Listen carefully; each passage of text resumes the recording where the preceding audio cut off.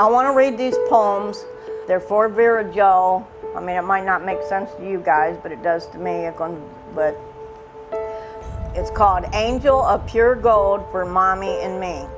That's for Mommy and me, warm hearts cry tears of love, where cold, cold hearts drip blood.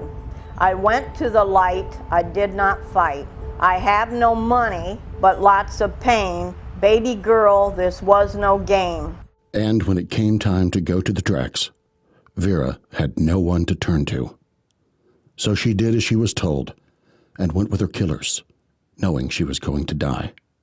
Danny was just like, get your coat and shoes on now, we're leaving, we're going for a walk. When they told her to put her shoes on, she was like yelling, why? Like, why? Why do you want me to get my shoes on? And Zachary had went up to her and said, just get your effing shoes on.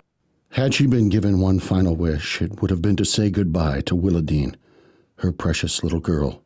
But instead, her last farewell came from the baby's grandmother, who knew this was the end. And as I laid my head down, all I seen was a vision of Danny, Nicole, and Vera's purple hoodie of them walking outside on the porch. And I said, "Good night, Vera." And she said, "Good night." She said, "Good night, sugar baby." And I said, "Good night." She had 15 minutes to live.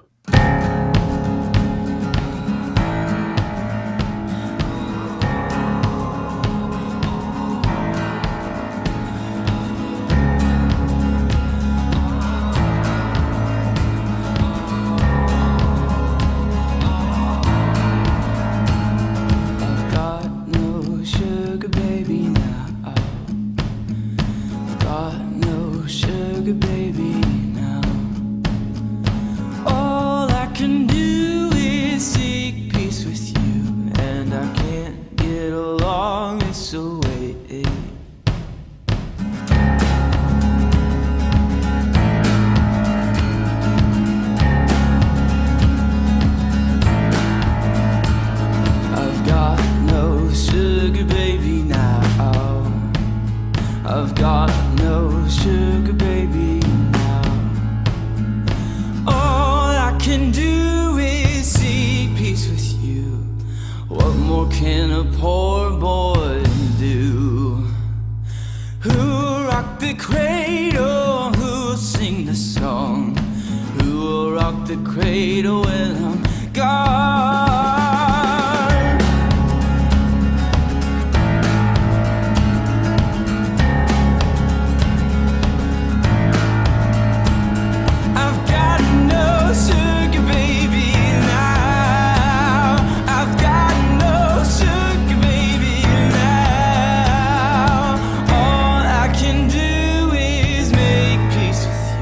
And I'll send you to your mama next payday. Who will rock the cradle when I'm gone?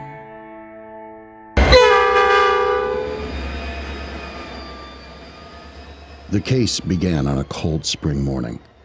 They had her laying, instead of having her laying on the rails, they had her laying in between the tracks.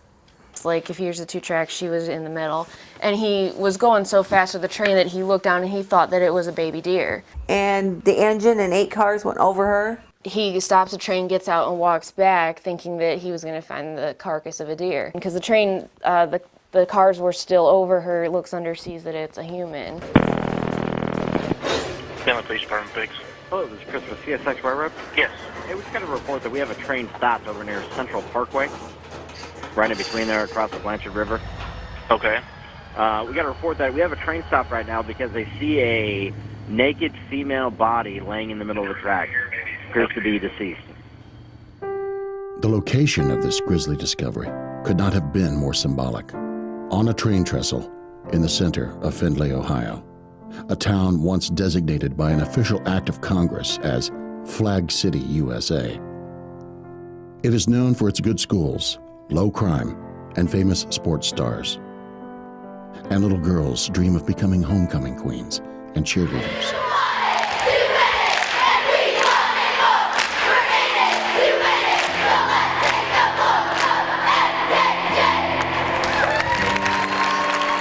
But now someone had taken a knife to this picture of all-American bliss and left one little girl under the central overpass, slashed, bruised, and slaughtered. It's still hard for me to believe that anybody, no matter how low functioning you might be, no matter what your background, can do what they did. After I found out, she got murdered and everything, it broke my heart. Because me and my sister did everything together. 2 months earlier, Findlay police responded to a domestic violence call at 300 Center Street. This was not the first time Vera's abuse had been reported, but if anyone was paying attention, they would have seen the violence getting worse. I was there a few times when the cops was called. They'd come, be like, we need to speak to Vera, and Zachary and Sherry and them would tell her, don't say Zachary did anything. Or be like, you fell down the steps, you did it. It was your fault. Only this time, the quote, "I tripped and fell" excuse would not work. A problem soon solved with a better lie. Then Sherry made a story about a black man from Tiffin. When her boyfriend, what is his name? They said it was a black dude that I guess she was supposedly dating, but I believe he was a created character, as they call it in the video game world. I can't even think of his name now, but it's Demetrius Jones, I think it was. She made up the Desmond Thompson guy from Lima just to get out of Zachary getting in trouble. And he had busted her nose because she had to go out to the hospital because she had a bump here. And they said she might have a concussion and bleeding. They come up with this story saying that Vera had a boyfriend, a black man, that was out of Lima or somewhere. He hit her because he got drunk and was on drugs. And I couldn't get her outside because he had been circling my house. And he come up here and got in a fight and punched her in the face and broke her nose, but that's not true. It was her son, Zachary. He came downstairs, went straight to his mom, asked her what happened, and Sherry just came up with an excuse saying that Vera was the one that pushed her own daughter into the coffee table. And Zachary just listened to what she said, went over to Vera, swung his fist and hit her in the face. Even more chilling is what happened next, when Zach and Sherry brought in a third party to finish the beating. Zachary got a hold of his aunt, Sam, and when Vera didn't give her a straight answer, Samantha just straight up punched her in the face again. Broke her nose. This January assault is a glaring example of how the system failed Vera. They talked to me and Vera both together because Vera wouldn't talk to nobody unless I was there in front of her. She wasn't allowed to talk unless she was told to talk by Sherry. Nobody else, just Sherry. Sherry had to be the one to tell her she could talk. Mind control. That astounds me to this day, that the police did it, or even wasn't there a social worker there? That person should have been schooled enough in knowing that that's the alpha person there. She's calling the shots. If we really want to get at the truth, we're not going to get it from her. I mean, it's just sort of police 101 that you say, I want to know what she's going to say, and I know that woman's going to get in the way, so I'm taking her somewhere else, and she's staying there. They could have done that. They could have said, no, you're not coming, you're staying there. Except telling Sherry no is easier said than done. They just took her to the hospital, and I told her that, tell them I'll be out there in a minute. To say that Findlay PD was familiar with 300 Center Street is an understatement. Even on the day of the murder, earlier that afternoon, police were dispatched to break up a neighborhood brawl. Cops were there earlier because of a fight that I guess broke out because I was woken up. And while they knocked at the door, Sherry was busy inside. How I got woken up was Sherry, my mother, sent Vera up to wake me up. They had to hide Vera, because the police would have taken her out if they'd have seen how bruised up she was. But the police were not there for Vera. They'd been called to a street fight. There was a fight between Danny and my kids with the people down the street. Zachary Garth, Chucky, Danny, and Nicole. They all went down there. Danny had got out of prison like 3 weeks before all this happened. A detail that made the officers immediately worried. Like when I first met him, I was actually kind of like intimidated because he has tears on his eyes. That lets other inmates know once you walk in the door. See this? I killed once, I'll do it again. The fight was finished by the time police arrived. And while they interrogated the other gang, the Brooks boys were in the house, getting ready to flee. You can't tell me Daniel and Nicole's the only one that escaped the house because they don't know Findlay. They're from Tiffin. He had went over to Dave and Sam's, the hideout, is when I heard, because I remember seeing them jump out my window and told Nikki, let's go. And they jumped out the window and went over to Dave and Sam's. Playing a much greater role would be the third person who jumped out Sherry's window, her son, Zachary. Me, Danny, and Zach were actually running from the police because Danny had pulled out a knife on one of the Brooks' neighbors. Zach had a warrant, and I knew I had a warrant in Tiffin. In that short run from the Brooks house here to the Schwab house there, Zachary, Danny, and Nicole began a chain of events that would end 5 hours later with Vera dead on the tracks. And they ran to this house right here. And that's where Sherry even admitted they were at, was right here. And how close is that to the tracks where Vera was murdered? But right then, police had one priority: to find the guy running around Findlay, flashing a knife and wearing a teardrop tattoo.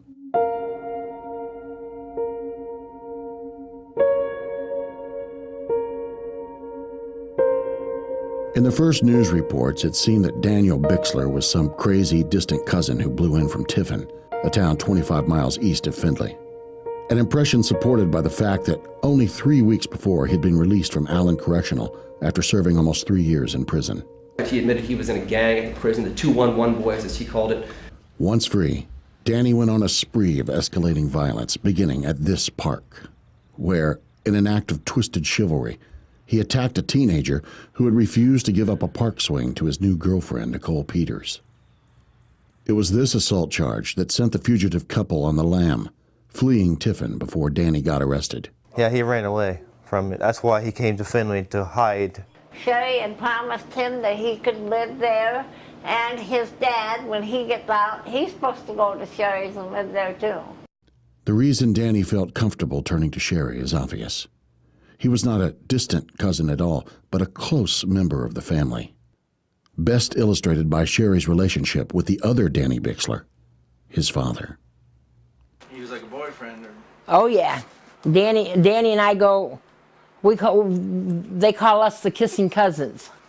It was an affair that, needless to say, did not please her mother. And I found her with Danny, my nephew. Not this Danny that's in jail, but his dad. His wife was inside the apartment and they were out on the fire escape over at Findlay. Danny's first wife that he left for me. But she's dead now because crack exploded her heart right straight out of her body. She was up on that fire escape back there and I seen her. I was so tired looking for her. And I'm 16, I'm already raised, so she can't do shit to me. And here I seen her kissing him, and I said, "Sure, you better get out here right now." From this incestuous romance, Sherry conceived the first of her 9 children, Scotty Emmons. Danny's father, I could see the resemblance between him and Scotty. He's my brother from my dad, and he's Sherry's son, too. Scotty Emmons belongs to Danny Bixler, Sr., her mother's sister's kid. He would be her cousin. The incest kind of stuff that's in our family. In 2008, Big Danny stabbed his wife's lover and led police and sheriffs from 3 different counties on a high-speed chase in an 18-ton semi. When he gets a temper, both of them, when they get a temper, you can't handle them. He tried killing my mom while she was pregnant with our younger brother, Nathan. Danny Michael, which is up in the county jail right now for Vera's case, also seen his dad run his mom over with a car. I mean, he's just a really violent guy. Beat the hell out of her, gonna scalp her and everything. So he gets his violence from his dad. And yet, knowing all this, Sherry Brooks, guardian of a mentally challenged young mother and her year-old child, invited this monster into her home and unleashed him on Vera. Nicole said that she stabbed Vera also. And then she told Danny, "Prove your love to me," and gave the knife back to Danny. For a homicide that started out with a naked dead woman with no ID, no witnesses, no murder weapon, no suspects, and no apparent motive, Findlay police solved the case incredibly fast. She had been to the hospital before. There was a social worker involved. She had bruises. She had been beat. So it's not like, you know, this was a surprise. When they do ask you to talk, is there any big points you plan to come across to them?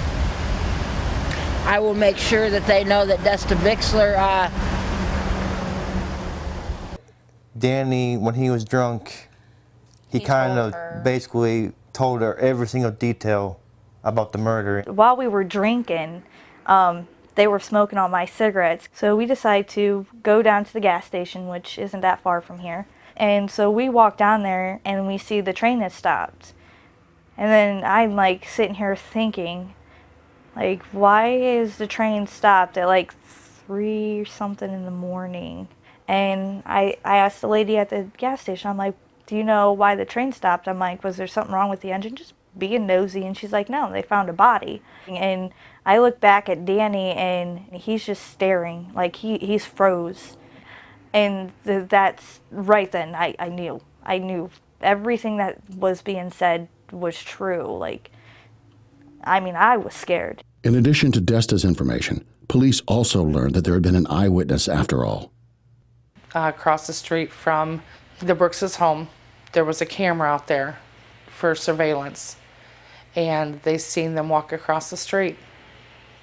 The grainy video shows 3 figures, Danny Bixler, Vera Regal, and Nicole Peters, in a single file line walking south. They did have the knife towards her, that if she would scream or anything, that they would stab right then and there. Confronted with this mounting evidence, Danny first tried to push blame on others, then started making damning admissions. By mid-afternoon, he and his interrogators were driving back to the train bridge, returning to the scene of the crime. I ended up taking the knife and throwing the knife in the river. There he pointed to the spot where, just 18 hours earlier, he threw the murder weapon into the water. The blade that he used was from the kitchen. Danny picked it out of my knife set, and he was playing with it and twirling it and all that. For her part, Nicole was more tight-lipped, and to this day, exactly what she did at the tracks remains a mystery. But she still was not as skilled at lying as the Brooks family, and it did not take long for her to implicate herself as well. The detectives had caught the murderers. The people that were charged were Daniel Bixler, Nicole Peters, and then people that lied to the police, which there's quite a few of those. Zachary Brooks, Sherry Brooks, Shannon Brooks, and Michael Brooks. And then they have a juvenile son that also participated in lying to the police, and his name is Chuck Brooks. And so everyone zeroed in on Danny, the out-of-control ex-con, and Nicole, his bloodthirsty girlfriend. How old are you today? 18, How old were you when this offense was committed? 17. Some girls go for the bad boys. Danny seen Zachary hit her one time, and then Nicole wanted to get involved with it, so she asked Sherry first if it would be all right for her to hit Vera. For Nicole, I guess Sherry pretty much gave her the power to control Vera. For no darn The only reason Nicole started it was not only because she seen Zachary, but because supposedly Vera was looking at Danny, which was her man. Because Sherry's the one that mentioned about Vera was looking at him. Willa Dean, I get on that day, was over close by Danny, and so Vera's like this, watching where her child was, and that's when Nicole noticed that she was gazing toward Danny, and she's like, "Oh, you want my dude, my boyfriend now?" And all hell went loose. She got jealous and pissed off and everything, and she went off and started wailing on Vera. It got exciting, and the worse the abuse, the more adrenaline was going through their system to do more. Nikki says, like I said, this is just coming from Nikki's side of what I know, but Nikki said that Danny told her, I'm going to help you earn your first teardrop. Like a Bonnie and Clyde kind of thing, but with a evil twist. I've known him since I was younger. I met him at the Seneca County Juvenile Detention Center, and I used to hang out with his brother, Richard Bixler a lot, and that's how I met Danny. She was obsessed with this man. Like, she'd constantly talk about him. Everything, all of her letters were about how much she was devoted to him, how much she loved him. She cared about him a lot. Because Nicole wanted to see what it felt like to kill somebody. And that was her exact words, too. She said she wanted a teardrop. She wanted to see what it felt like to kill someone. And when Danny heard that, he's like, okay. An indication of how authorities struggled with this bizarre case from the very beginning is that they did not inform the public for a day and a half after the body was discovered. Vera's mom didn't even find out about it from the police or anybody. They went directly to Sherry first. And I think that's a bunch of crap. You know, the police department wouldn't go to directly to her own mother. Did you have to identify the body at that point? No, because Sherry already identified it. Because Sherry told the police that Vera's parents died. I'm supposed to be dead. I've died like 3 different times in 3 different states. According to who? Sherry. These deceptions, which she hones over time, come in 2 types: lies to protect and lies to instigate. What happened next is an example of the former. We met Larry one time because he stopped out front of our house, and Samantha Schwab was at our house, and she went outside and smacked Larry because they got into a fight because they owed money to her and stuff. And he started talking to us, and then next thing I know, he started hanging around our house like a leech. The Larry Spencer guy shows up. This guy who's been at the house once or twice suddenly is being accused of taking Vera away and probably killing her. Because I've talked to Larry, and Larry said that they tried to tell the detectives that it was him that killed her. To those who knew about Vera's life inside the Brooks house, the story on its face was ridiculous. They said, oh, she took off with her boyfriend. Well, she wasn't really allowed to have a boyfriend except for Zachary, because she wasn't allowed to go anywhere with anybody. Well, see, Vera wanted to leave quite a few times. But Sherry says, you're not taking the baby, so Vera would stay. Because Vera was talking about leaving. Sherry told Vera, she goes, you leave, I'll slice your baby's throat. So that's why Vera stayed there, because of her daughter. And that is the real picture that I've got of Vera to this day, saying, I can't leave that baby. See, Sherry would use Willadine as a pawn. They wouldn't even let her have a cell phone. Sherry said that she didn't need one because then she could get a hold of her mom or she could talk to whoever she wanted to.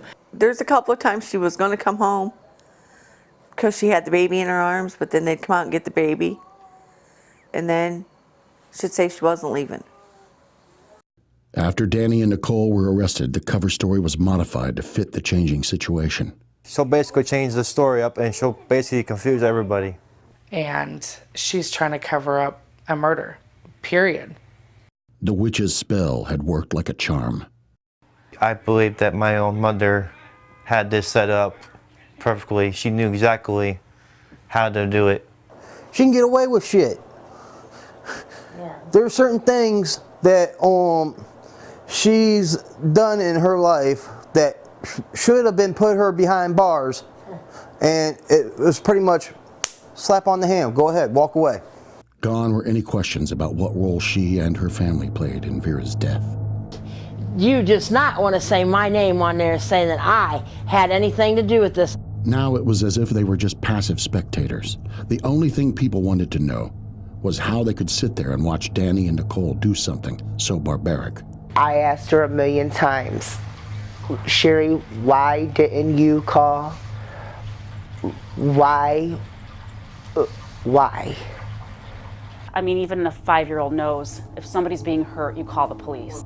And as the accusations intensified, the truth of what happened got further and further away.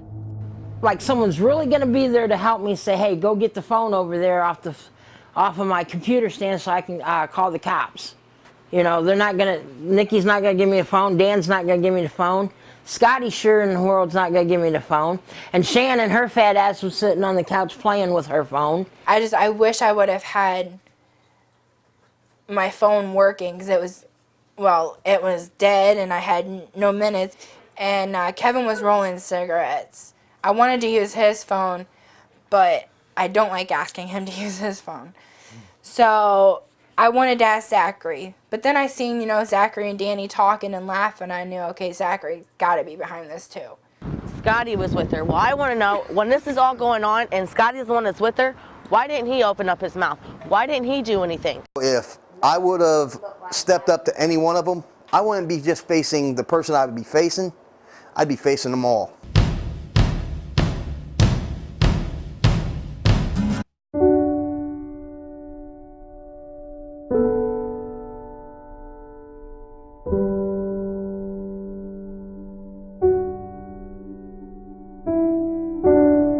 No matter her age, Vera was still a child. If there's a way she could do it, she would do it. You know, never complain, always help. She'd help you any way she could. She was a very sweet girl, but at the same time, very shy, very reserved. I think she was the kind that if you told Vera something, she'd do it. I mean, she didn't question. Almost to the point that it was too much. I wish she could have maybe stood up for herself a little more. I, not in a million years, suspected her father doing anything to her that was damaging. If anything, she was close to her father, so was Ashley. And he was always there. And he went on field trips with us. He came and volunteered in the classroom. But behind Willard Regal's nice guy facade lurked the worst kind of predator. Vera's abuse, from what she had told me, started at a very young age. She was raped by her father. He had sexually molested both of the girls, Ashley and Vera. That's why she was so shy and stuff, because she was afraid that if she got close to somebody other than her grandma that passed away, me, and her sister, that she was going to get the sexual abuse that her dad gave her. Vera loved that grandmother. She loved Vera. She was kind to her. It was an unconditional love, and I don't think she really felt that completely from anyone else. After my mom died, she moved out. For the first time in her life, she could do what she wanted. She could take care of herself, but then she couldn't. She was mentally challenged. She was slow. And Sherry and them end up talking her into moving in with them. And, and then she ended up hooking up with Sherry's son. Zachary, I think it was, she decided what boys were for, I guess, because he showed her some attention. She would go for that. She wanted loved and accepted. For Vera, her old life was gone, like she had joined a cult and got separated from her past. When Manson put ideas in his minions to where he's pretty much the puppet master and he's doing his puppets to do his dirty works for him. She passed Vera off to 4 of the Brookses that lived in that house. They all took turns with her. Brooks family being like the Manson family, yeah, I have to agree with that. They are like that. They're a family that makes sense, whatever she meant by that. The Manson family. Yes. It's a cultish type of thing, and I really believe they saw her as an easy target. They were like keeping her away from everybody. She didn't have her friends around like she did before. We was at the Salvation Army, and she came in with the Brookses, and she see me, and she kind of lit up, because she always smile, like that, And she'd come over, she'd put her hood up, and as she walked by, can't talk, can't talk, can't talk. She'd stop and I'd put my arms on her and give her a big hug and ask her where her baby was. And she said, oh, she's at home, but boy, she just run away. I mean, flat run. There wasn't no stopping and talking. And that's not Vera. Because they didn't want her to talk to no one about what was happening at the house. That's what they were afraid of. They basically did not allow Vera to maintain a relationship with her parents. Now, I don't know if there was also some animosity from mom and dad, the fact that Vera had left, the fact that Vera had a new guardian Sherry Brooks. And then they were telling her that I didn't want her, I didn't love her. That must have hurt. Yeah, it did, a lot. It didn't take long for people to see a change.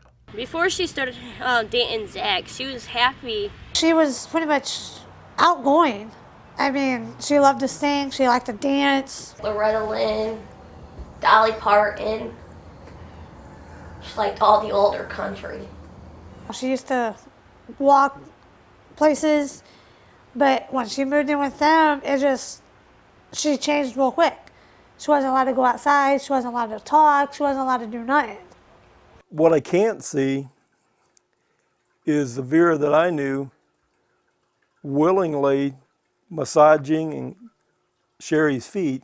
That was her job there, was to rub her feet. I guess she has foot problems because of diabetes or something, but that was her job. When she did Mom's feet, if she did something wrong, Mom would hit her with the itchy stick. Well, Sherry had this like, it's not a back scratcher, but it's a little bit thicker.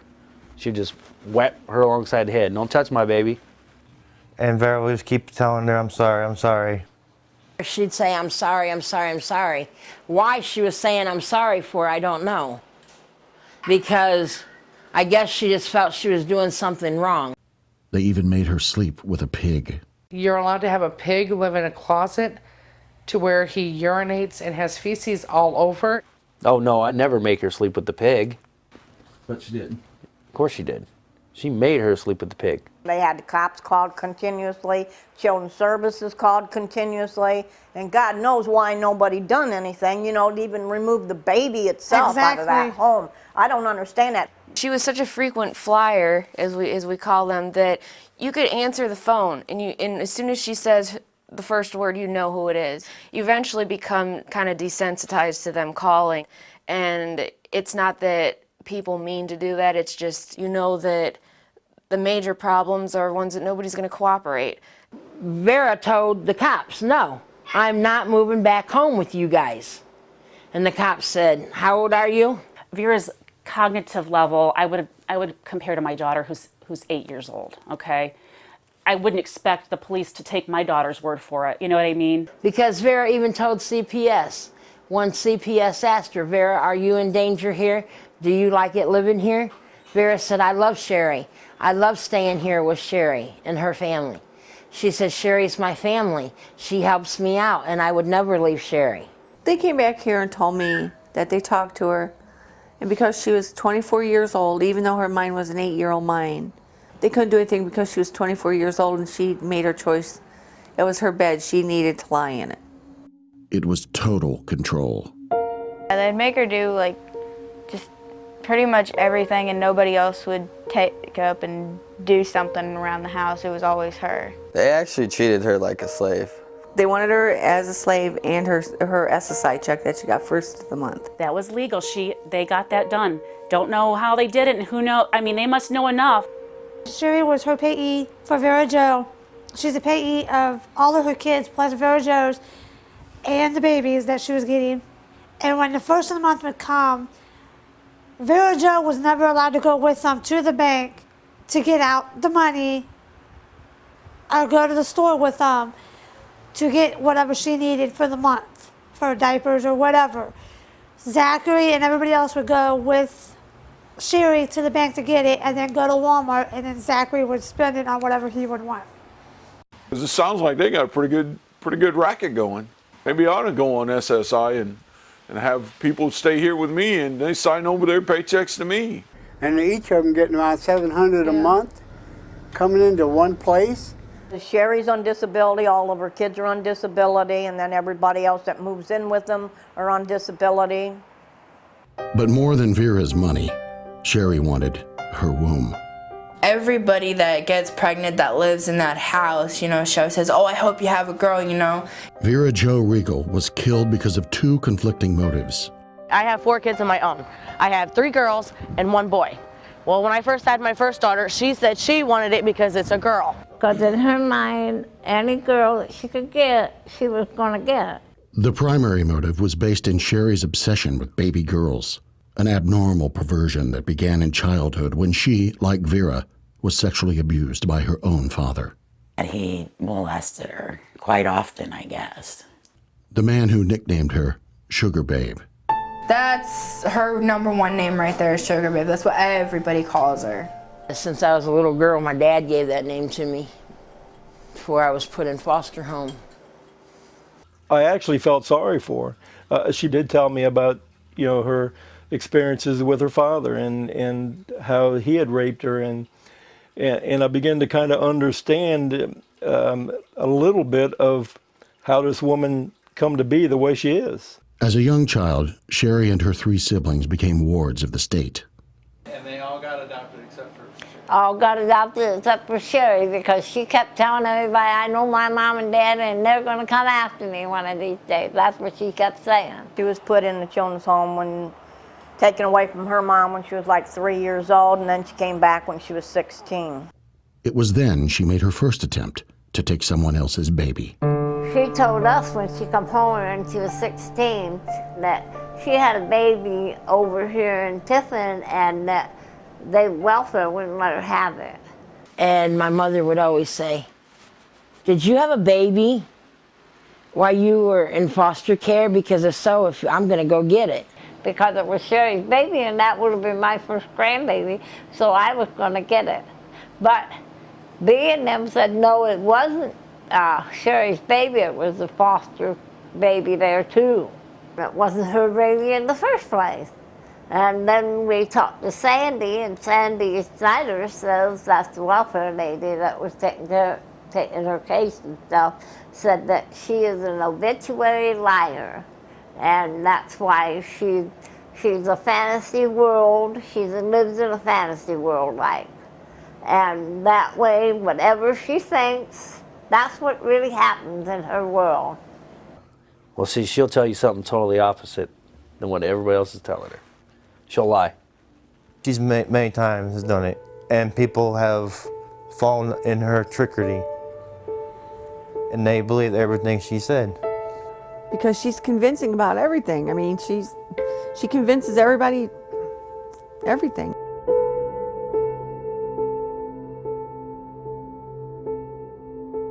Who will hold your hand as each one walks out of your home to pain that will put my mark in your hand? And I'm talking about Sherry losing all of her kids one at a time. I'm really confused about all that because I thought once you have kids taken that you're not allowed, especially if you have 5. You have all those kids taken and then you have a second round of kids and you're allowed to keep those? They removed Maria and 2 other, well, Scotty was one, Michael was one, and then there was another one, but I don't know the name. Which was Joshua, Michael, Maria, and little Sherry, was all taken away from me. In 3 of the cases, she lost custody, at least in part, due to reports of sexual abuse. My sister was coming over to pick her up, wanted to take her out to her house. And the railroad tracks was right beside her house. So there was a train going by. She didn't hear my sister knocking. And she was even hollering out Sherry's name. And Sherry didn't answer. And she said when she walked in there, Sherry was supposed to be giving the a little baby bathtub thing there. And she was holding the baby up like this here, sucking its penis. She's sick enough that she even molested me when I was younger. Sherry's first 5 children were not removed as a group. She would have one, lose it to CPS, then have another, over and over and over. I seen her more attached when the baby girl was born than when she was with the boys. I mean, when that girl was born, she would let her out of sight, let no one hold the baby. Or if someone did, she would like look at them until they put the baby down. It was just like kind of obsessed with Maria. By all accounts, it was the loss of this child, baby Maria, that was most traumatic. She'll always be my girl, my little girl, no matter what. And that she's my first daughter. And that I always want her to know that she's always welcomed here to meet me anytime she wants. Every other kid she had, she didn't take care of right. But Maria, she did real good with Maria. We really was proud of her. She kept her for a whole year. But in the spring of 1987, Sherry reverted to her old ways, and things went horribly wrong. My brother one night called me up saying that we needed to take the baby to the hospital, that she had been molested. She was bleeding from the vagina. Somebody had raped our little Maria because when she went to change her diaper, she was all bloody down there. That night, Sherry reclaimed her baby, but the authorities were on her trail. They told her to take her to the doctor the next day. Well, Sherry didn't take her to the doctor. So we went over and she says, "Mom, take Maria home with you." That was at Easter time one time. I took Scotty home with me and I gave her Maria to take home for the night. And she never let me take Maria home at all. She says, "I'll keep Scotty over here and you take Maria home." So I did. Knock comes through my door the next morning and here it was the sheriff wanting Maria.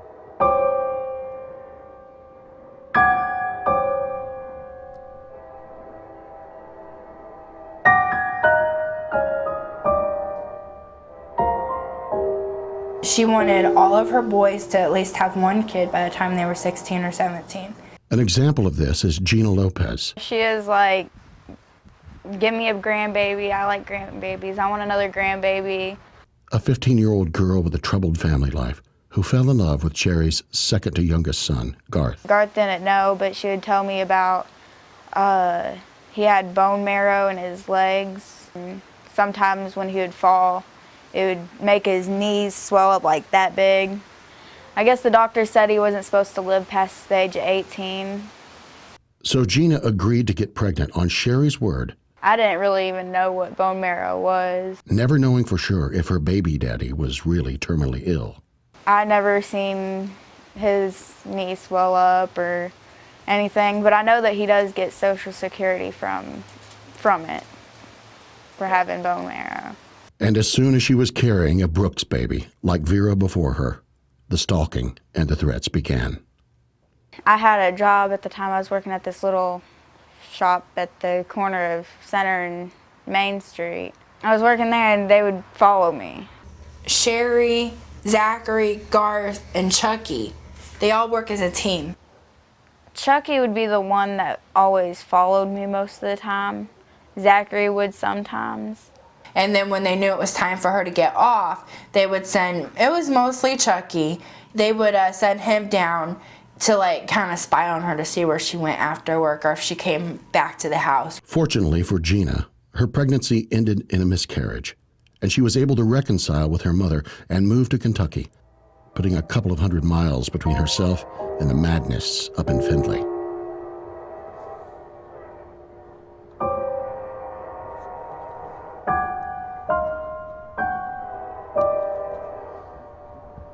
Vera loved that baby. That was Vera's pride and joy right there. She was the one that was always babysitting for Stacy's little girl. She always had her. So I could see her really being a mother to her own child. Except Sherry was in charge, and she saw things different. Sherry had a lot of boys. I think she was really, really obsessed with girls, especially since Maria was taken away from her. And I think, you know, with Vera, I mean, she has a chance to, you know, she has a chance to take that one rather easily. Sherry has always wanted a baby girl again. She was going to have somebody make her a child, another daughter, and then she was going to try to take him away from her. Sherry said, "That's my kid if you get a girl." And she told Zachary, "It better be a girl." She did tell Zachary that if it turns out to be a girl, that she wanted him to sign off his rights to her. And he did that. He said that was fine. And this was not just any womb chosen for the assignment, because Sherry once targeted Vera herself to replace her lost baby. Yeah, I was there when she lost Maria. I was at another, because we lived on Sandusky Street, a white apartment house there, and they lived, her and her ex-husband Mike lived upstairs. For 5 months, from the time baby Vera was born in November until the sheriff took baby Maria at Easter, the two little girls lived in separate units of the exact same house. She was trying to take over on Vera when Vera was a baby, and I told her, no, that's my baby. And so, remarkably, Sherry ended up taking the baby of the baby she tried to get 24 years earlier, claiming custody of baby Willadine before she was even born. Vera was like way out here, you would talk to Sherry or you'd see Sherry as, my baby's in there, my baby. That's my baby, my baby. You know, it's always my baby. They kept on telling Willa Dean that Vera wasn't her mom, that Sherry was her mom. And every time Willa Dean wanted to come to her mom, like her learning how to walk, she'd walk around and she'd see her mommy and she'd want to run up to her mommy. And Vera would say, no, no, no, I'll get in trouble if I touch you.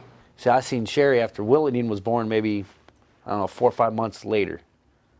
You see my new baby? So that's Vera's. No, it's mine. I adopted this baby. So it was no longer Vera's. Vera never had anything, could not do anything with the baby. She touched the baby, Zach hit her. That was Sherry's baby, not Vera's. Evidence of this can be found in her very name. That's my birthday girl. And I got to name her Willa Dean. And she's always got the thing that she has to pick out the names of your kids. She wanted to name her baby after her grandma Edna because she loves the hell out of her grandma that died on her 2 years ago, Christmas. So Willa, which is Willa Dean, which is close to her dad's name, Willard, I told her, well, I have a friend named Willa Dean Thomas. So let's name her Willa Dean. So this way, you got the name Willard Willa for Willard Willa Dean. So she agreed to it. But do you really believe Vera willingly agreed to name her little girl after the man who went to prison for raping her and her little sister? I don't believe that the father of her child really loved Vera. I don't believe that was a mutual, healthy relationship.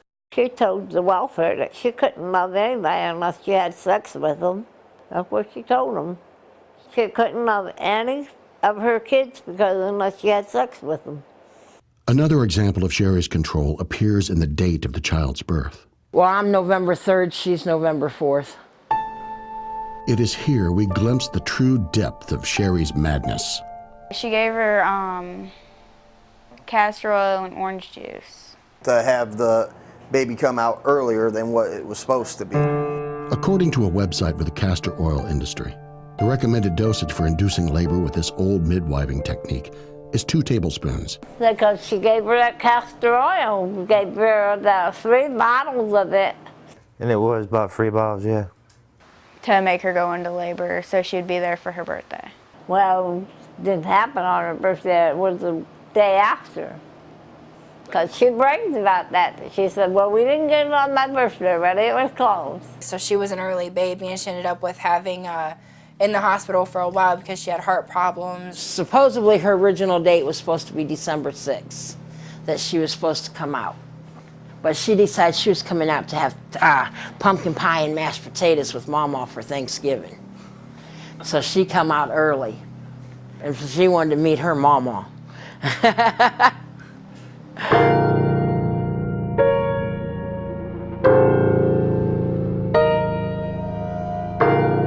The secondary motive was far more common. I don't think he really wanted to be with her anymore. He wanted to be with other people, but he couldn't because Sherry wouldn't let Vera leave. He just said that they needed to get rid of her and that he was seeing some other girl. And Vera's relationship with Zach at this point is what? Completely over. She wanted Zachary because, well, they had a baby together, and she wanted Zachary for herself. It's Zachary, he would get really mad of her being jealous and go over the wall sometimes. At first, before she got beaten into submission, Vera would fight back. Vera sometimes could be rebellious, sometimes she had a lot of anger. Vera could cuss you, Vera could tear you up. Zachary ain't allowed to talk to a girl or look at him or anything. She was always mad. And when she got mad, he got mad. He whipped a phone at her face, like right here. And her eyebrow ring came completely out. Like meat was hanging out and stuff. I raised my kids not to hit a girl, but if they're going to put themselves in a man's place, then yeah, then do it. In a normal family, the father would step in and stop this kind of abuse, but not Kevin Brooks Sr. He's the opposite of Sherry. Where Sherry was loud and upfront and boisterous, Kevin was a background person who liked to stay out of everything, mind his own business. Even when minding his own business meant letting Vera get beaten. You know, he's an arch coward. And you think this thing that happened in one day, it's been going on for months and months and months. And when it became clear that they were really going to kill her, Kevin looked out for Kevin. Like an ostrich, bury your head in the sand, then you don't really see nothing. He already did his 30 days, but he had, at the time, waiting for his 30 days to get in lockup. He's like, if you're going to kill her, wait till I'm in jail so that way I have an alibi. Those were his exact words.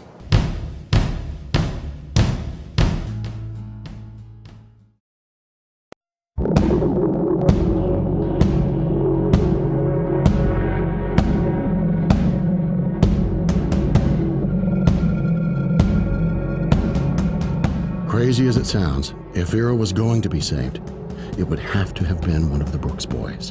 That was Punky. He was the one that was killed in an accident. Punky was the stronghold in the family. Unfortunately, the only one with enough balls to stand up to Sherry was already dead. He ran that household. Punky ran that household when his dad and mom were both afraid of him. He was all like, I'm 19, I can do what I want.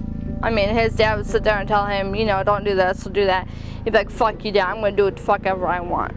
He decided that he was going to be the alpha male and actually run everybody else. Except when it came to his mom. Yeah. To Mom. Mom is the one that rules the whole entire house. On July 3rd, the summer before Vera's murder, Punky was walking with his girlfriend on a dark, rural highway. They were heading towards their town to go see the fireworks. That's not what I was told. That's what Sherry told me. He was going for the fireworks. But yeah, I know he was going for a He was drug going thing. to get Heather's heroin. Then we were about to light off fireworks, and we seen the ambulance go by. You know, cab driving by, couldn't see him. Bang! And then we heard Sherry screaming and yelling, Punky, this, and then everybody got worked up. What happened to Punky? And she said that Punky got hit. There is no doubt the death of Punky devastated Sherry. She's really crazy because of him dying, and the ashes are still at the house and everything, and she won't bury him. My son's laying up there on his on the bottom shelf in that box. She took the bag out literally and showed it to me. She probably did have, you know, a close bond with Punky because that was her first, you know, she calls him her firstborn. That's his Christmas gifts and his candles and his memorial CD that I made for him, his last hat. At the funeral home, she even broke down and grabbed his body, pulling him out of the coffin. I went to the funeral and I left before it was over because I didn't want to see her take that Kevin out of the funeral, the coffin. I knew she was going to do it. And I said, I don't want to see that. I don't know how to handle it. I'm leaving. It seems like she gotten worse. I mean, it's just like Sherry went crazy. The ripple effect of Punky's death realigned the entire Brooks house. Ever since Punky died, everything changed for everybody. And Zachary broke up with Vera. Garth was breaking up with Gina. Michael broke up with Amanda and got with Shannon. Zachary, more than anyone, bonded closer to Sherry. Yeah, they are really close now. Zach, like I said, took over Punky's spot in Sherry's life. I mean, you talk about Punky, it was like, wow, Punky, you know, all the girls went wild for Punky. From the night he was hit, Sherry could not accept her son's death was an accident. Now she was out for revenge. The accident happened 20 minutes before they got any call. And Sherry was all mad about that and then was trying to put the blame on Heather, saying that Heather pushed Punky. Sherry had told Heather, you know, I just want the truth. Did you push him? And Heather looked at her and said, no, I did not do it. But when it comes to Sherry's fantasies, what actually happened doesn't really matter. Heather pushed Punky in front of the Ackerd cab that helped kill my son that night. Sherry said that Heather is the one that killed Punky, had it set up, so that's why Sherry had Marcy beat Heather up for her. Marcy was, I believe she was standing on the porch. She was like standing by Sherry. And then Sherry had whispered to her, she said, I need you to do me a favor. That went down crazy. Then out of nowhere, Marcy just takes her hand and starts punching her in the face. And took her by the head of the hair and rolled her down the steps and started beating the hell out of her. They're like, bring her to the road, curb stomp her. And at that time, Heather's nose was like bleeding really bad. You could see that it was broken. All she kept saying is, I'm sorry, and she kept putting her hands up in the air. And Zachary said, this is fucked up. Then Marcy told her, you know, that'll teach you to ever mess with my family again. Because you killed Punky. You had Punky killed. And you took the best thing away from us all when you had Punky killed. Like his brother Zach, as well as Danny Bixler, Punky was a member of the Crips street gang. Punky was supposedly a Crip. And Zachary. Punky says that he wanted to get Zach to take his place, to be able to fight like he does, and they want to run this town. I wouldn't say he was trying to train Zach, but Zach took over some of his stuff that he used to do. After when Punky died. It was then that Sherry and Zachary really turned on Vera. At times I lived with them and everything else, you know, they're getting along great, you know, love you, kisses and everything else, and it's like now all of a sudden, you know, Punky dies, it's, you know, I want to beat her. I was upstairs in his room and all I heard was Vera yelling, and then I heard something hit the wall and I come out and Vera's holding her face. The pattern began to take shape. First a setup, then the assault, then the cover-up. Then the next day, right before the funeral, I go downstairs and Sherry's trying to touch up her face with makeup and everything to, you know, try and hide the bruises and everything. And I mean, she made her look orange. And for the first time, their dark family secret was on full display. The day of Sherry's son's funeral, we were all out at Riverside Park for the dinner thing, and Vera was just covered with bruises all over her arms and black eyes and stuff. Her right eye was all puffed up and very, like, black. And I walked with her to the restroom, and I said, are you actually being hurt by them? I said, because Sherry was telling me and the family and that Vera had seizures and that she would fall down the stair steps all the time. And Vera just told me, you know, she's scared of the Brookses. She said, because I said, why don't you come home and live with, I asked her, lots of people told her, you know, come home and live with us, you know, we'll try to do what we can to help you. And her specific words is, I can't because the Brookses won't let me and they'll track me down like a dog. That's why I think one of the Brookses actually had something to do with it. She was not allowed to leave the house unless one of the Brookses was with her. From Punky's funeral in August until Vera's own death 7 months later, her main abusers, Sherry and Zachary, became increasingly sadistic. She had to ask permission to use the restroom. I heard times that she soiled her own pants because Sherry said no. This was a repeating day and day by day, even during like 2 o'clock in the morning. Some days she would get lucky and, you know, nothing would happen to her. But Vera that didn't was get very much rare. sleep. There was a bottle and it was already opened and there was a bug in it. And she ended up just adding a little bit more milk, putting the cap back on, and she was going to give it to Willity. And I seen the bug and I was like, Vera, there's a bug in there. And I was going to go rinse it out. Well, Zachary overheard me and he got really mad and then took the bottle, opened it up, and made her drink it. And then she said, I don't get to eat.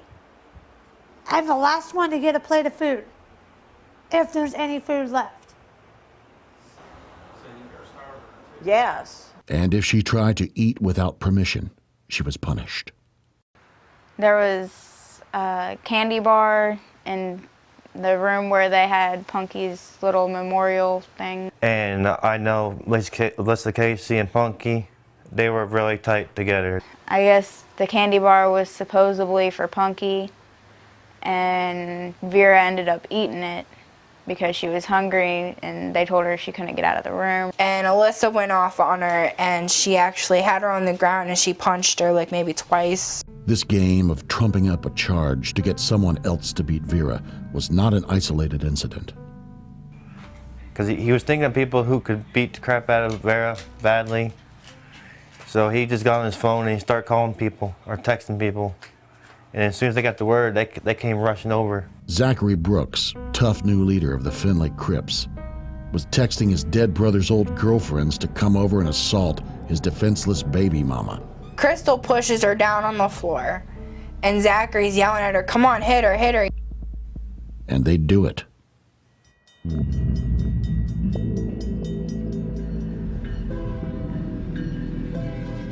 The location was chosen for a very personal reason. They tried to do the same identical thing to Vera that happened to Travis. Take her to the railroad tracks and lay her out for a train to run over her and cut her head open and, you know. Travis Puckett was the son of Sherry's baby sister Tabitha. My nephew Travis was 16 years old, and my sister told him to get the hell out of her house. And the same age as Zachary, Travis became part of the Brooks Boys gang, hanging out at a local park riding skateboards. He went taking off down the road, and that's when he jumped the railroad tracks. So, because there was two trains coming at the same time, so he couldn't do nothing. And when Travis went to jump, Travis slipped under and off came Travis's head. He looked back like this to see his brother Curtis, and when he did, the other train came, and that's when he got, she says, like hamburger. And then he was smashed up like hamburger. But what's important is not whether Sherry and Zachary consciously wanted to imitate Travis's death. It's that they told the killers about their vendetta against Vera. I think she was thinking about when Vera accidentally dropped a brick on her foot. And did that create your problem with your feet? Yeah. That's where it started. Really? I asked her to come outside with me and help me clean the rabbit cage, and I had a tarp on top of the rabbit cage. And there was like 4 bricks to keep the tarp on there, so that way it doesn't blow away. She told me also that Vera had thrown big, huge, rocks onto her feet, and that's why her feet had to be wrapped. And here goes that big, big railroad track rock, and it come down, hit this foot, and what it did, it just nicked the second toe at first. And she broke my foot because this foot always goes to the side because it won't lay straight down now. Zachary come running outside, and he said, "What's wrong, Mom?" I said, "Bitch fucking dropped that rock on my foot. I need help." And he said, "What?" I said, "She fucking threw that rock on my foot and it hurts. Get it off." Zachary and all them, they're saying that she intentionally did it. And I yelled at her, said, "You fucking bitch." And Sherry was saying that she wished she would die. I said, "You fucking hit me with the fucking rock, you fucking bitch." The slave had committed a fatal error. I assume Vera apologized and she didn't. Nope, she didn't apologize. She never apologizes. From this point on, things went downhill. It all happened events after that, after she got the bricks, was on her foot. The rock hit on Sherry's foot, and then that's when they were going to plan on throwing Vera on the tracks.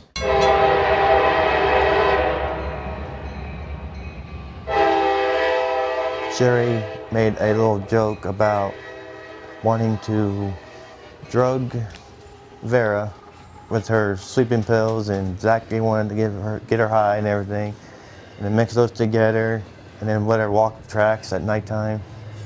Eventually she would fall over and lay right in the middle of the tracks. When she said you need to cut her up and put her on the tracks, then she looked towards Vera, smiled, and turned back.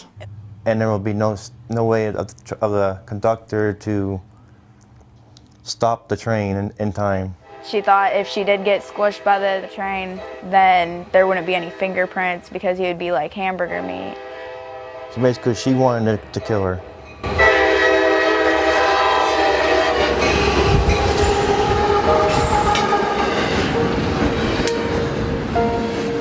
On Sunday, March 20th, Danny and Nicole ran from the assault charge in Tiffin and arrived at the Brooks house. That evening, they met a being named Vera who, already living in a perpetual state of terror, could no longer be considered human. She stayed in her room 24/7.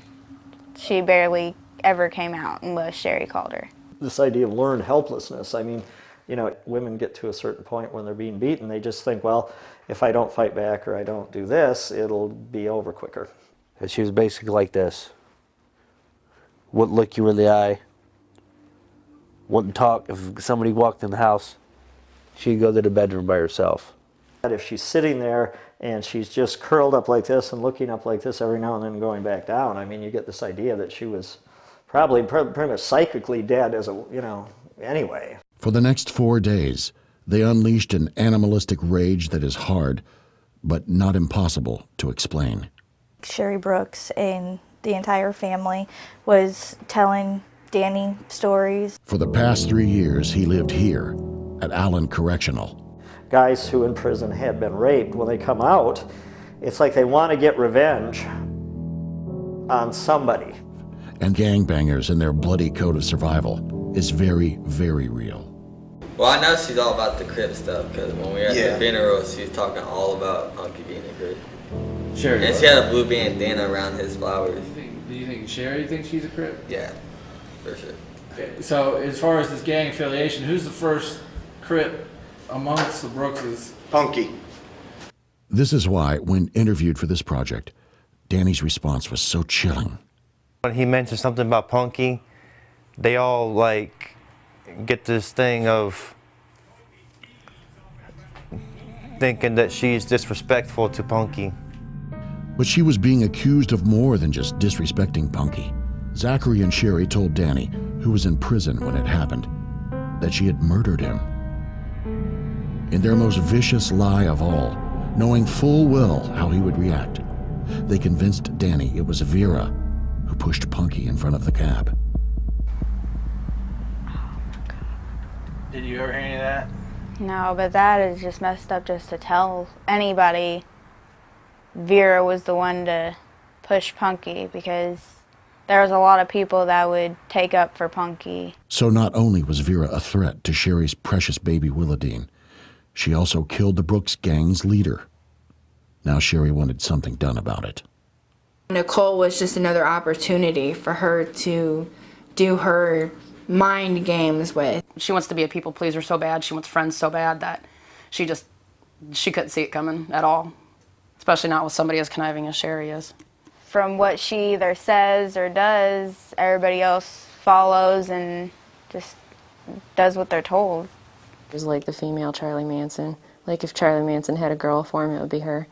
Sherry is the one that told him to do it. He did say that.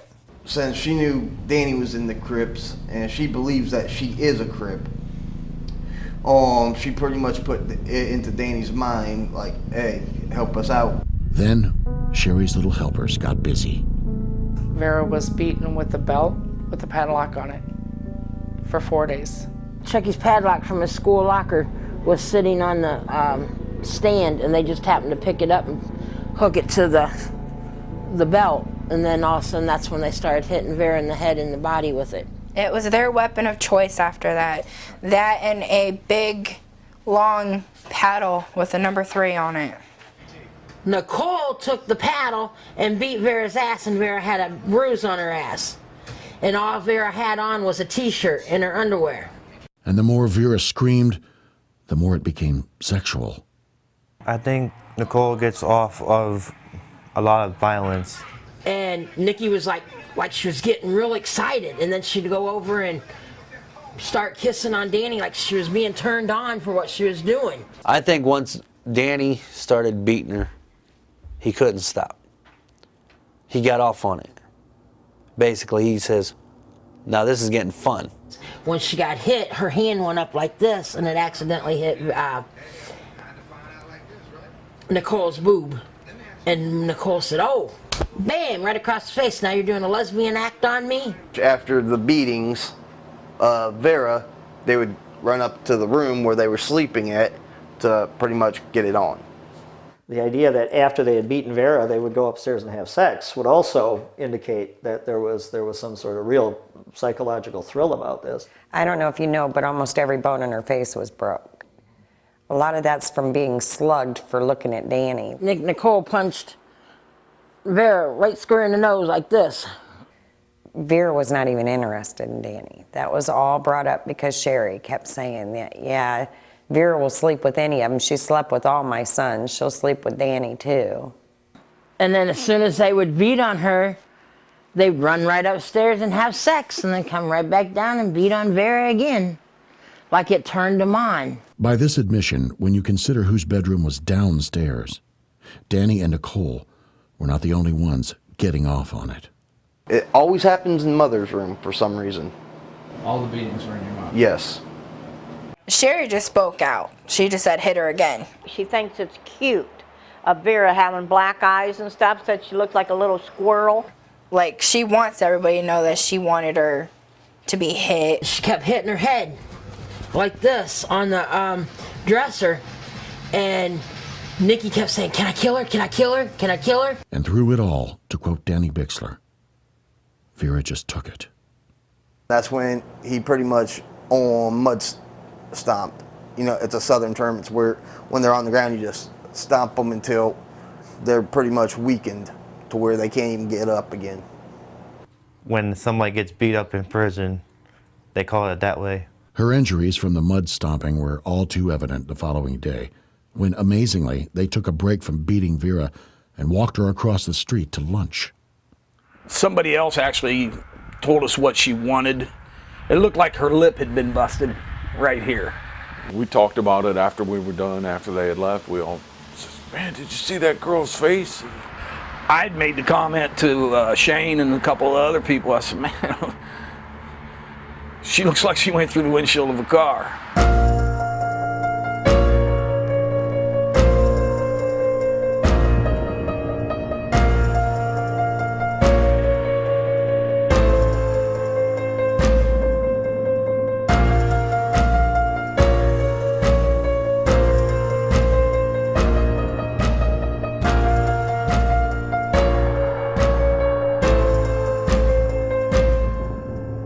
Zach should get life.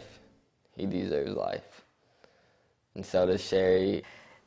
That's kind of where I see that they focus so much on this part of the crime, but they didn't focus so much on what led up to it. As it became clear the legal system was going to minimize the enormity of what had happened to Vera, frustration grew throughout the community. This led to the formation of Voices for Vera, an activist group dedicated to bringing the people who brutalized her to justice. We want justice! Lock up the Brooks! We want justice! Lock up the Brooks! We want justice! Lock up the Brooks! We don't understand. We don't know why that there was only 2 people that was charged with this murder. There was so many people involved, and there's only 2 people that's being charged with it, except for lying to the police. Wow. Nor did anyone in the prosecutor's office figure out the author of these lies, evidenced by how the judge sentenced Sherry for passing on secondhand information that she herself had created. Mrs. Brooks has a relatively long criminal history, mostly minor offenses, those of a minor nature, but at least one felony offense, albeit some years ago. With respect to Ms. Brooks' involvement in this particular case, it appears that Ms. Brooks' participation is slightly, and I underscore slightly, less serious than that of the others who've been involved, because it appears that her crime involves the passing along of secondhand information, which nonetheless misled the officers, but it appears to be more of a secondhand information that she passed along as opposed to firsthand information. Not only was the court fooled about Sherry's role in making up the cover story, no one even bothered to determine when she told her family to say it. Who told you what the cover story was? Sherry? Yes. And how did that happen? When Vera was sleeping from her bruises, because I had to actually do her dang feet that night. What? Yeah, there's one night I had to do her feet because Vera was too wounded to. Scotty is talking about Thursday, following Vera's mud stomping. I believe, yes. I believe he did do her feet that night. And that's when she said if they would kill her, and I hope they don't, like, you know, throwing it off, that we would have to have a cover story to protect this family. And him saying there was a cover story cooked up even before the murder? They had to think of something and put blame on certain people to still try to keep certain members of the family out of it. The secondhand information that you got. The secondhand information means that Shannon told me that they took Vera up to the tracks and that they degutted her like a fish and that they left her up there to die. And Shannon said, don't worry about it because she deserved it. It's like this. You're looking at this hand while something else is going on in this hand, but you're pretty much more interested in this hand. Everybody still believes the crap that Sherry says. Even though she's been prosecuted, she's pretty much put her guilt out there for everyone to know. And it's just like they still believe what she says, and she spreads these stupid ass rumors that people keep finding out are lies. That's probably what was in her head, was to take Willadine away from Vera, get Vera out of the picture so that she could have Willadine as her own child and have her raise it as hers and Michael's, and it's not her child. No, I mean, there's nothing wrong helping Vera with the child, giving her baths, helping her feed her, and helping her change her, you know, taking care of her, but she didn't have to kill Vera, have Vera killed just to take her baby from her. Yet, incredible as it sounds, this absurd projection of Sherry's own motive became the basis of the state of Ohio's case against Vera's killers. Through the official version of events, Danny Bixer indicated he was upset with Vera Jo for spraying pepper spray in the home. Not that Shannon had no involvement in Vera's murder. She did. It's not only Sherry that was manipulative. Shannon Brooks, Michael Brooks's wife, also said that she was 3 months pregnant. She was never pregnant.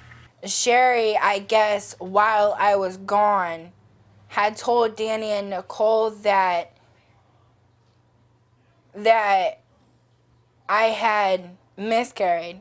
I never told her that I was pregnant. Not one bit did I say that I was pregnant. Except based on these Facebook timestamps, this claim is a demonstrable lie. Because in addition to posting she was pregnant 2 days earlier, Shannon was talking to Sherry about it the morning of the murder. If you go with the flow, nothing's going to happen to you. However, once you go with the flow, you do get involved into it, and there's sometimes no turning back. And then she saw a way out. They had said that Vera had sprayed the pepper spray upstairs to where it was really bad. Now you're saying she never even set off from that? No, Vera never did. But yes, Shannon did come back furious. At who? At Vera. Shannon was like, that little bitch, if she made me lose my baby, I swear to God, I'm going to kill her. And when she got back, she said she had a miscarriage and that she had to get a DNC and everything else that goes along with a miscarriage. Nikki was talking about how if that happened, she was going to beat the crap out of Vera. How she needs to learn a lesson if Shannon miscarried. Nicole had clearly developed a bond with Shannon, but she didn't understand the game. Vera caused it. But if everything on Vera, Vera already caused everything else. Vera can cause this too.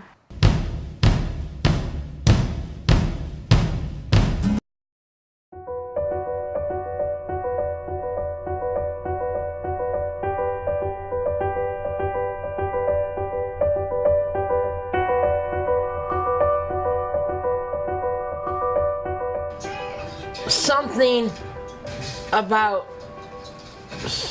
it might have been Nikki, that said something, I earned my first teardrop.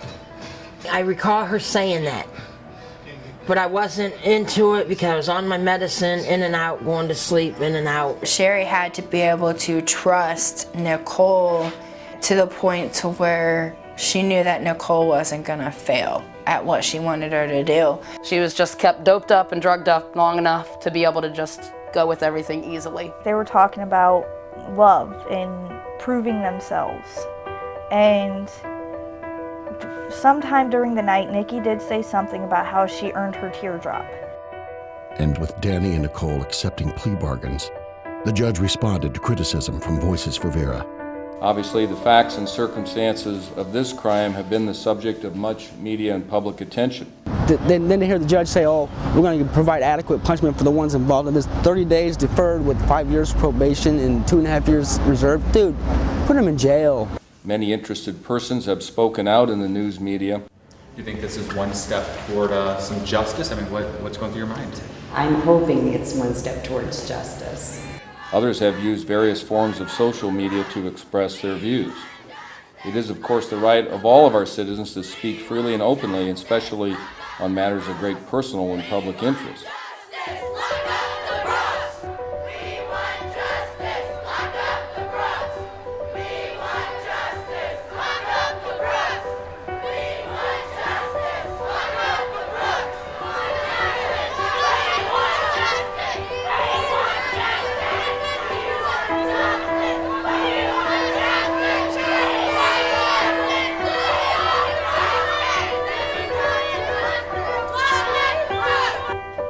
But while the sanctity of free speech is beyond question, it must also be remembered that opinion unconnected to fact, the law, or for that matter, reality must be rejected. But what is the reality the court accepted?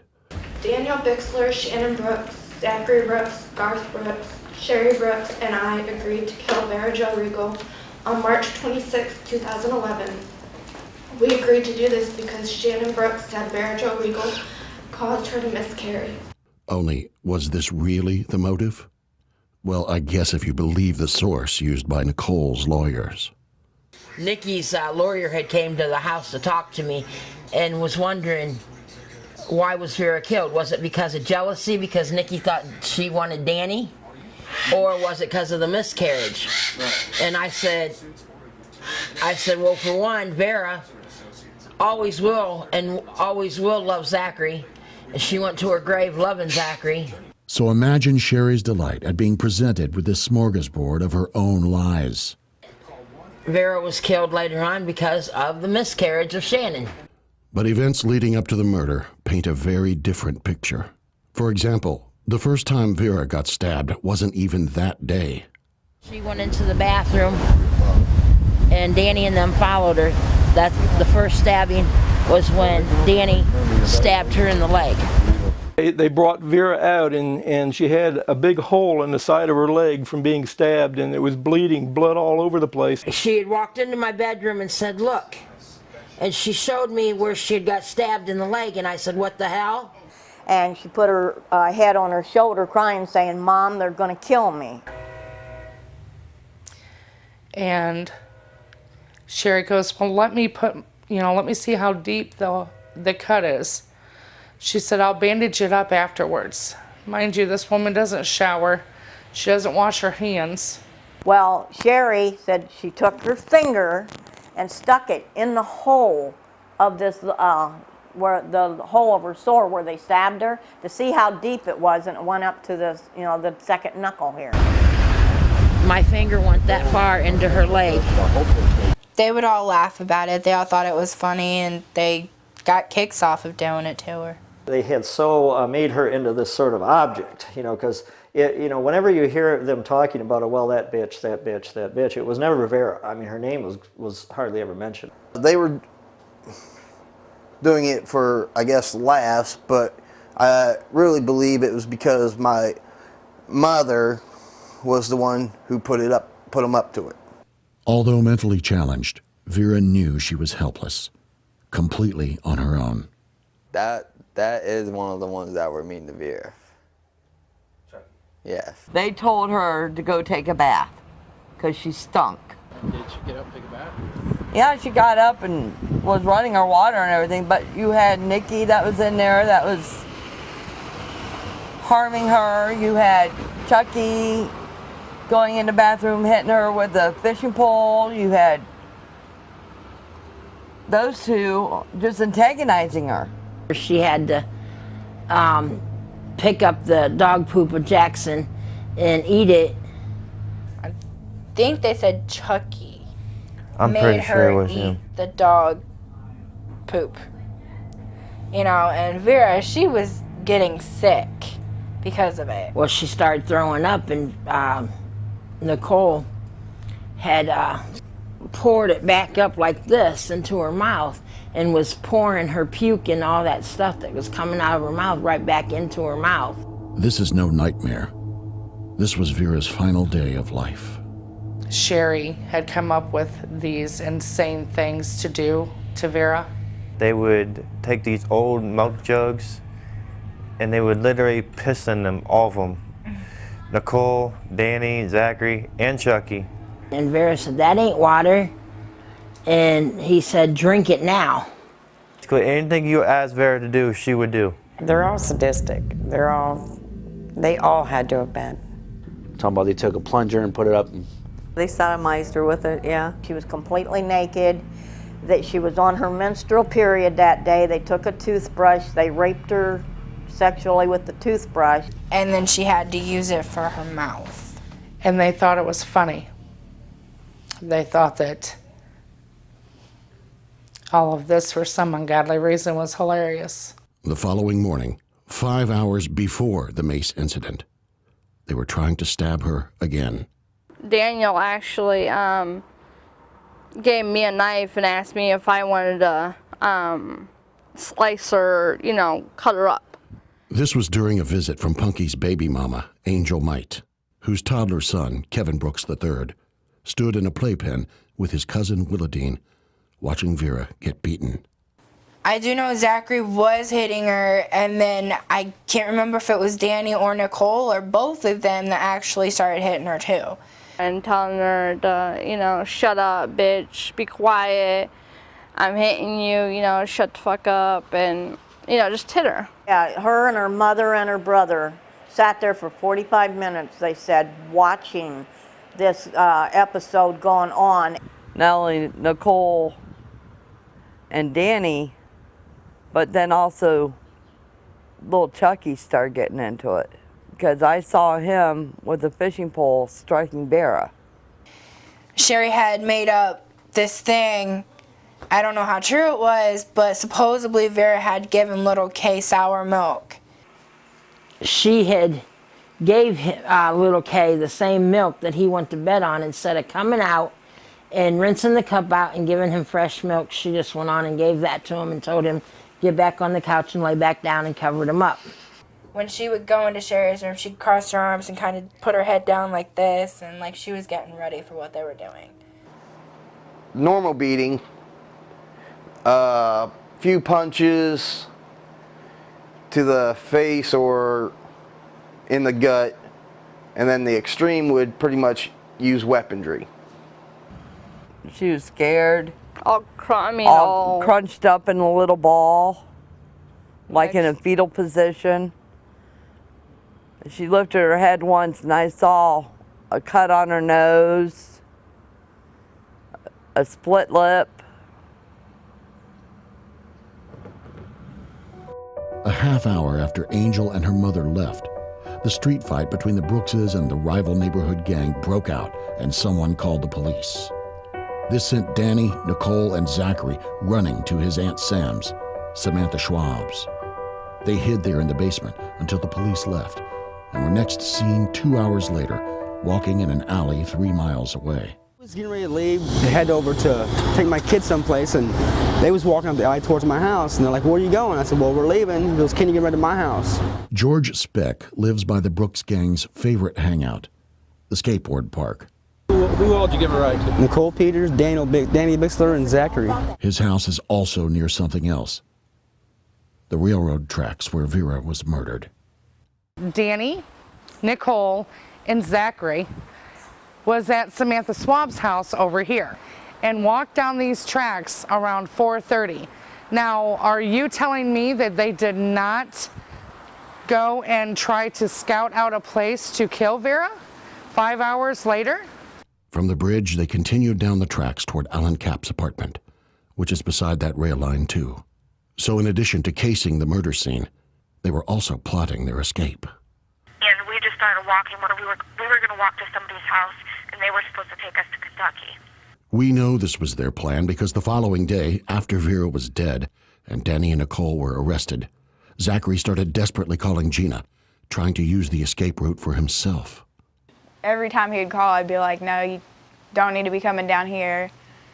They're just gonna put more stuff on you for running away. Now, mind you, Danny nor Nicole knew George Speck or Alan Capp. So, who's the ringleader? And where is his sentence? When is he going to get charged for all of this? By the time the three co-conspirators were riding across town in the back of George's pickup, they already had a cover story, the murder scene scouted, and an escape plan ready to hatch. By 5:15, the Brooks house was filled with pepper spray, forcing a complete evacuation. The mace was upstairs, but it was coming downstairs once Danny opened the door. All the windows were open. They were airing the house out. Hospital records show Shannon arrived at the ER at 5:32 p.m. Around the same time, while the Brooks house was being aired out from the mace, Danny and Nicole walked over to his sister's place. And he told me that they just asked him all day to do something about her. But was he in a rage strong enough to kill Vera? They were just, saying how much they just didn't want her around anymore. And I mean, I just figured that they would either kick her out or something like that, or just tell her to get her kid and leave. But that wasn't even, obviously that wasn't what they were thinking. From what I've been told is that you were getting this kind of pressure before the mace ever went off. Yeah. Yeah, I was getting pressured into it way before all that. So by elevating Shannon from bit player to a starring role, prosecutors got it backwards. Like breaking her nose for pushing the baby into a coffee table, or beating her to a pulp for eating Punky's Kit Kat bar. They needed a rationalization to blame the victim, an excuse to punish her. That means Vera was not killed because they accused her of setting off the mace. They accused her of setting off the mace for a reason to kill her. It was mainly all coming from Sherry and Zach. They were the main two that was pushing everything towards me and Nicole. They were offering me money and everything to take care of Vera, to get rid of her. At 9 o'clock, Zachary summoned Danny, Nicole, and his brother Garth to Scotty's room. I overheard the things, and I was pretty much like, nah, they're not really going to do it. This meeting was to decide where to kill Vera. Danny wanted to do it in a park they checked out earlier in the day, which he felt was more secluded. You remember that park, Alan, that me, you, and Garth went fishing at? It's right over there by, Center Street's at? Yeah. That park that goes down Center Street, right by the bridge. But Zachary wanted to go back to the bridge, insisting they stick to the plan of having the train turn Vera's body into hamburger. They wanted everybody to think that the train hit her. As the murderers went into action, Vera began to panic. When they told her to put her shoes on, she was like yelling, why? Why? Why do you want me to get my shoes on? And Zachary had went up to her and said, just get your effing shoes on, So Who was telling her to put her shoes on? Zachary and Danny. And then Nicole had come in and she was standing right by Vera's door and she's like, you need to put your damn shoes on right now. And then Vera didn't hesitate. She put her shoes on and Zachary said he was going to go with them. But apparently this was no comfort because judging Vera's reaction, she was just as scared to leave with Zachary. I think she knew what was going to happen. I was sitting on the couch right by her room. She was looking at me for like a way out. She was trying to tell me to help her. When it became clear Shannon was no help, she reached out to Scotty. She knew what's going to come. That's why she asked me to come along with her. Because, she felt safe with him. And she wanted Scotty to walk with her. But I told her, hold up, I would have to go upstairs real quick to get my shoes. Well, as I got upstairs, I pretty much was stopped from leaving. Who stopped you? I was supposed to say Danny. It wasn't. It was Zachary who stopped me. Who told you to stay, Danny? My mother. But like I said, Zachary's the one who stopped me, not Danny. Even though I told the police it was Danny. And why would he say that? That I think he already knew what was up and he wanted to protect me. Scotty was not the only one prevented from going. When Zachary was told to go upstairs to get Scotty, it was right at that time that she told Zachary, no, you're not going to be a part of what they're going to do. Then they hustled Vera outside, ignoring her pleas for her life. She said, I don't want to go. I want to stay here. And she was crying. Vera was crying, wanted to stay home. And Nicole said, no, you're going with me now. I'm going to crack your head right here on the porch. The temperature was below freezing that night. Yet Danny wore a borrowed pair of dark blue gym shorts out of respect for their former owner, Punky Brooks. He also wore a blue Crips bandana, signaling this was official gang business. The ones that they believe happened first, because then there was overlay where people had stabbed the same areas. From what I heard, the first ones were weaker, coming from a weaker person, a female, possibly. She was cut from almost ear to ear, and a very sort of sawing motion, it was described as by the coroner. This initial failed attempt, as Vera's recovered sweatshirt shows, happened while she was still dressed. In one final act of humiliation, they forced her to strip. Yeah, they found the clothes scattered around in the trees and stuff, in the bushes. They found like her panties and I think her shirt. They took them off and then just threw them. Didn't even try to hide that. The full day to day and a half before the murder actually happened, that they were completely messed up the whole time. There was not one sober moment. He was heavily using alcohol, marijuana, cocaine, and by his own account, an excessive amount of ecstasy. When questioned about why Vera was made to get naked, Nicole Peters replied, it wasn't working at first. Asked what his girlfriend meant by this odd statement, Danny Bixler explained, that knife was dull as hell and she couldn't get it through the clothes. Which, by strange coincidence, is the exact same reason given by Sherry Brooks. The only thing I can think of is if you take your clothes off, well, then you get to the bare skin and it'll go faster. These details, told in separate jailhouse interviews by two people Sherry had not spoken to since the night of the murder, are something only the killers would know. When they were stabbing at her, maybe it wasn't that she was dying fast enough for them because of the clothes. When you stab somebody, that snags the clothes. So what appeared to be a staged sexual assault was actually just laziness, and they needed Vera's help to make it easier to kill her. It's almost as if he's attempting to minimize his conduct. There's 21 stab wounds, but he said he only did 6. But an examination of those 6 stab wounds is also very telling. First, the legs. Why was she stabbed in the legs? He said it was to keep her from running away so they could continue the abuse. So she couldn't get out of that situation. Then he mounted her from behind, reached around, and cut her throat. They tried to cut her head off, but couldn't get through this bone here. So it's cut from here to their spine bone back there. I think they laid her out on the tracks after they slaughtered her neck to make it look like the train cut her neck like that. And then they fled, leaving Vera behind, still alive. He left her to bleed out on the railroad tracks alone, naked and in the cold. And from there, he told the detectives he went to party.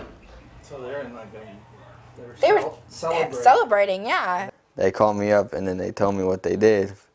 Well, I thought they were messing with me. So I walked back to their house to see if it was true. I look at Nicole and she's got this big smile on her face, and she puts her arms out like this, like she wants me to hug her.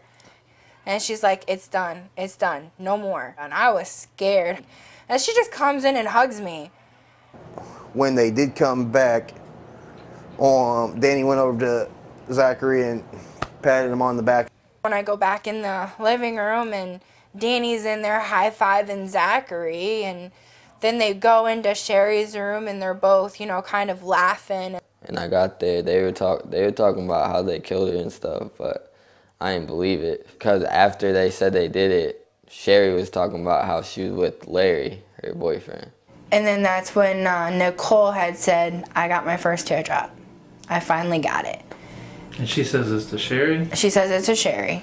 And she gives Sherry a hug, and Sherry hugs her back, and they start laughing. And why wouldn't they celebrate? To them, Vera was the abuser of baby Willadine, killer of Punky, smasher of Sherry's feet. Now that evil bitch was out of Zachary's life, and she left without taking Sherry's baby. They came back and switched clothes and then pretty much went out to get drunk. Sherry called me and said Danny wants to come back over. While Vera's body was still warm, Nicole was visibly excited. She was excited and ecstatic. She wasn't sorry. You could see that in her face. She was smiling and happy and just, you know, like I've never seen somebody that happy before. But on the tracks, something was happening. Vera was becoming an angel, and she had a few surprises. Using her last ounce of energy, she pulled herself off the rails and contracted into a ball only 12 inches high. She curled up in a fetal position. That's the way she always slept, in a fetal position. Miraculously, this allowed the front of the train, which police later found to have a 13-inch clearance, to pass over without touching her. I started feeling like something was wrong when Zach decided to pretty much drink the entire one entire bottle of vodka to himself. The angel started haunting Zachary, whose actions the rest of that night speak for themselves. Zachary said out loud that he only went to get drunk so he can forget about the whole entire thing. And he looked all depressed and upset about something, like he was involved deeply with his own thoughts. Zach was doing like weird stuff, like hit his head on walls and stuff. And I was talking to him, I'm like, so why is he so sad? And I'm like, what's going on? And then that's when Danny decided to say, well, I slit her throat. And I was like, what'd you do? He's like, I slit that bitch's throat.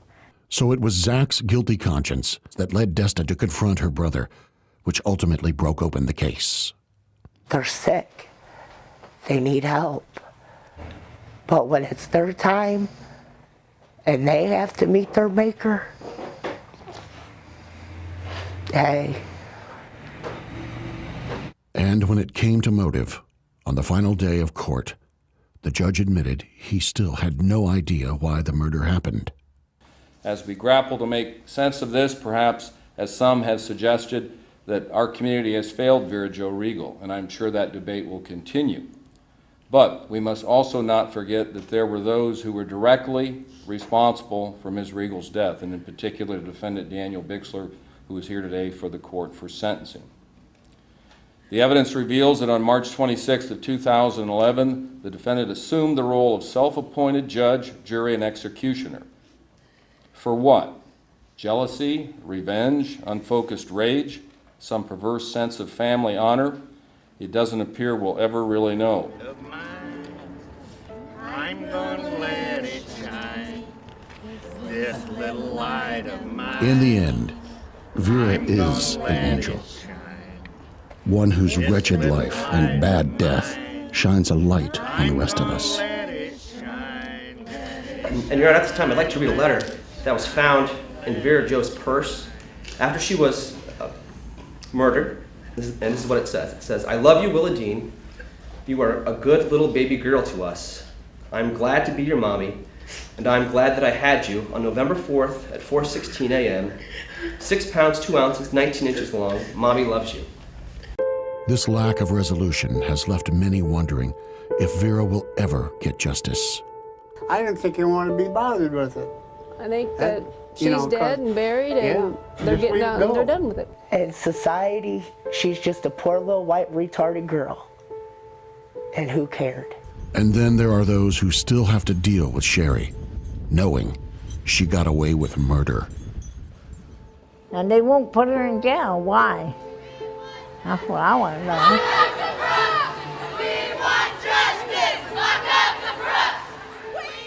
It's not even the story that she told me. It's the sickness of the way she had no compassion, no love, no feelings when she was talking about it. She was smiling and smirking and... Because I had to take Sherry in there, and she told me to lie to him, and she is definitely behind it all because she's trying to get people killed now.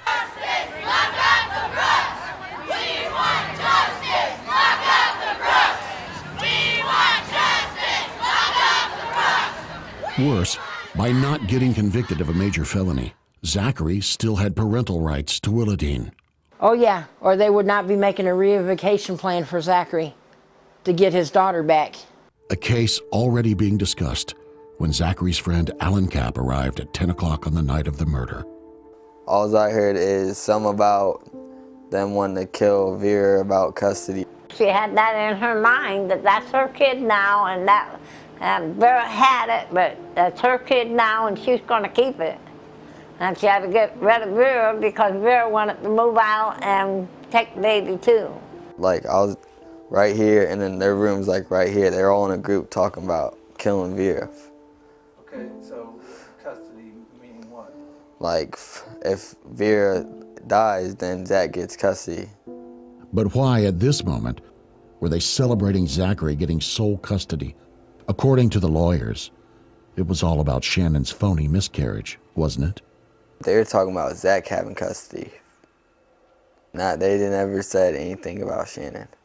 A version of events confirmed by the killer himself. And did they give it an indication of why they wanted this done with Vera? Mainly because they wanted Vera out of the picture, and they knew if Vera left the house, and that Vera would get full custody of her and Zach's daughter, and they didn't want Vera to have full custody. It is a hope Sherry still holds strong as she sits in great anticipation, waiting for the return of her lost little baby girl.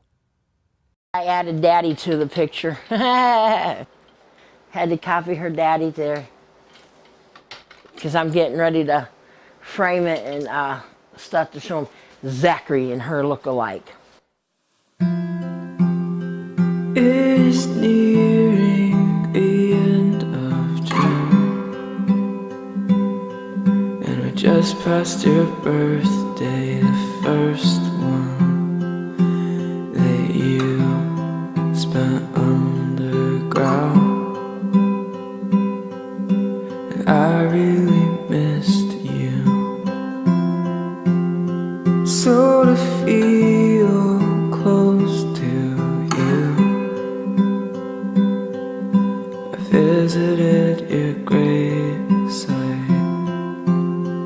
but I just felt further from you, further than I understood.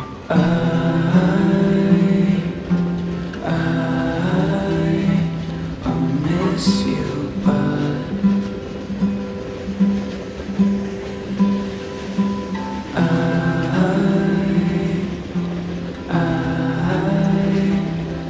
miss you, but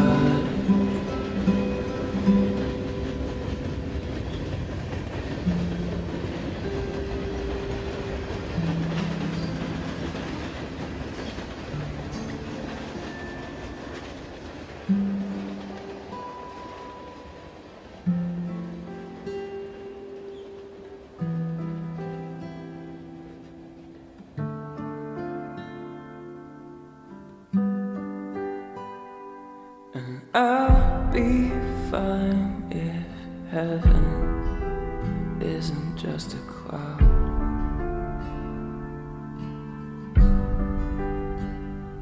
And I'll be fine if we